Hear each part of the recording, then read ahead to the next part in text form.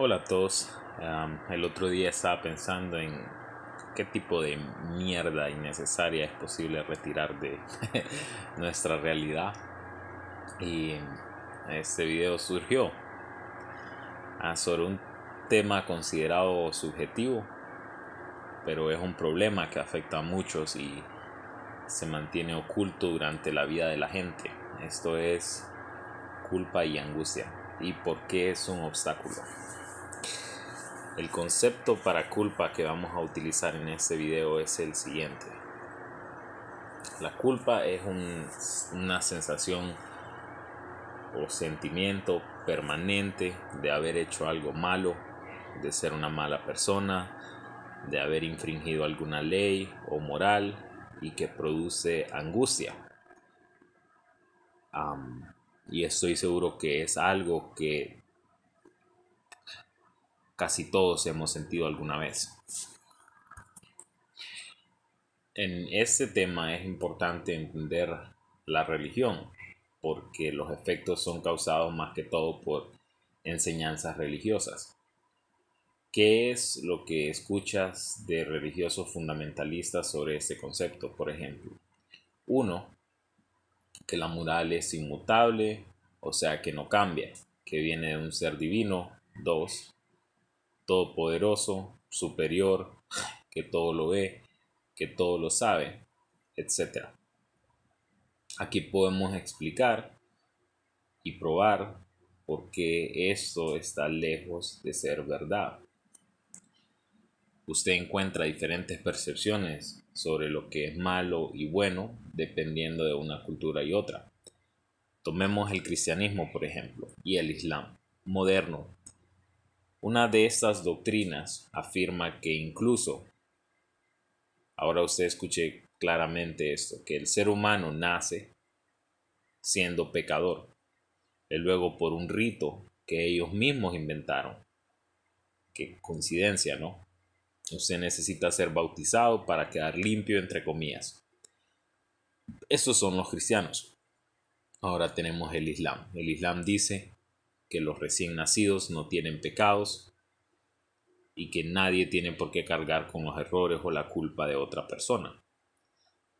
Ahora usted puede ver, es el mismo fenómeno, o sea, el nacimiento, dos percepciones diferentes. Y así, si continuamos, tenemos más pruebas para esto.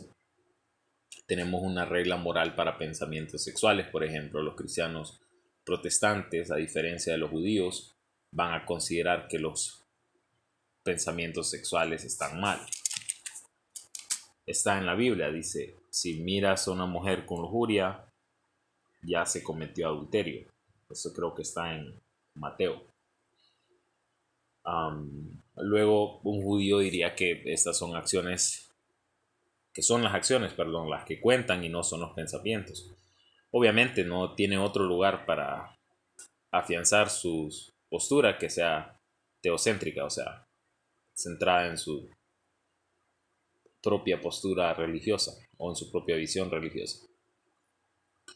Luego usted puede decir, pero son las personas que viven en el mismo país, tienen una misma cultura, comparten espacios similares, han tenido una crianza similar, digamos en la universidad, por ejemplo.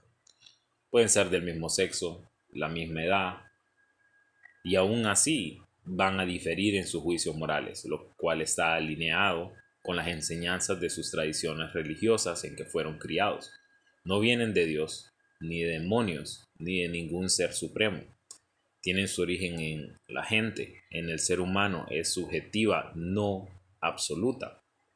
Cualquier congregación, gobierno, secta, etcétera, utiliza la moralidad para indoctrinar a sus miembros a seguir una serie de reglas. La iglesia dirá que ofrendar una cantidad de dinero es virtuoso. ¿Por qué? Porque esto beneficia a cierto grupo específico de individuos. La moral sobre lo que es aceptable y lo que no ingresa a través del individuo por medio de la cultura, de su religión, durante su crianza y se esparce a través o a partir de experiencias y mensajes de sus padres profesores, líderes religiosos, comunidades, etc. En la educación religiosa, el sentimiento de culpa es lo que yo considero un arma de manipulación. O sea, que consigue que muchos individuos actúen de acuerdo a cierto líder, dogma, etcétera, y que después de haber, entre comillas, roto cierta regla por medio de la angustia y el ahogo causado por la culpa, es posible forzarlos o influirlos a realizar X o Y acto. Tenemos la capacidad de trazar el linaje moral como si lo pudiésemos hacer con cualquier rama científica, como podemos hacerlo con la genética, para dar un ejemplo a grosso modo de cómo una cultura evoluciona, de cómo los sistemas tienen esta naturaleza evolutiva. Tomemos una enfermedad, por ejemplo. Vamos a especificar un poco más. La epilepsia. Si nos remontamos a la edad antigua, podemos decir los babilonios consideraban que la enfermedad era resultado de una posesión demónica, castigo de los dioses, y aún así no se quita el mérito de que experimentaban tratamientos en dar diferentes bebidas y comidas pensando que tenían, o experimentando para ver si tenían cierto efecto. Incluso agujerear los cráneos para quizás liberar demonios de ese X o Y paciente, o alguna otra idea que tenían de lo que podían manipular dentro de el cerebro para evitar esas convulsiones.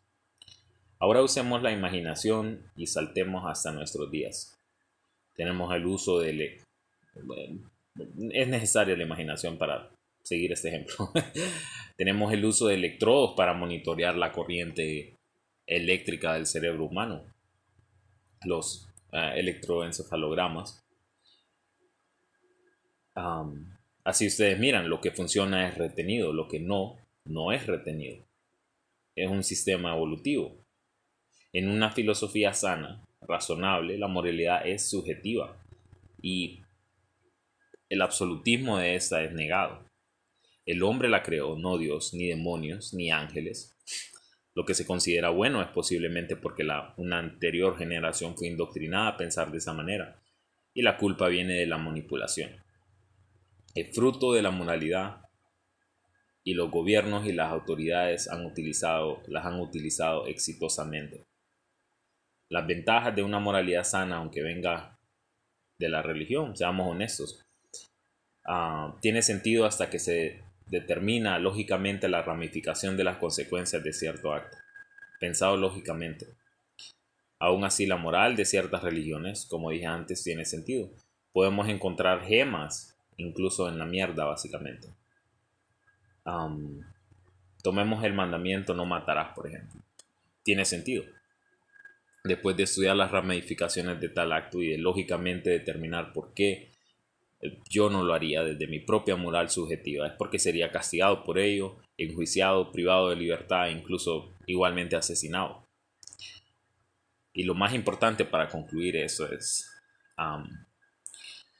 usted no tiene que vivir entre la ansiedad y la angustia, es innecesario en su vida, es una carga, es algo que limita a su desarrollo personal. Se debe buscar dentro de la mente para poder liberarse de esas emociones negativas por uno mismo independientemente. A pesar de que otra gente nos pueda ayudar, tenemos la capacidad sobre nosotros de curar ese tipo de cicatrices psicológicas, de conseguir libertad intelectual, física o espiritual. Incluso los cachurecos tienen la capacidad de usar esa enorme capacidad cerebral que nos diferencia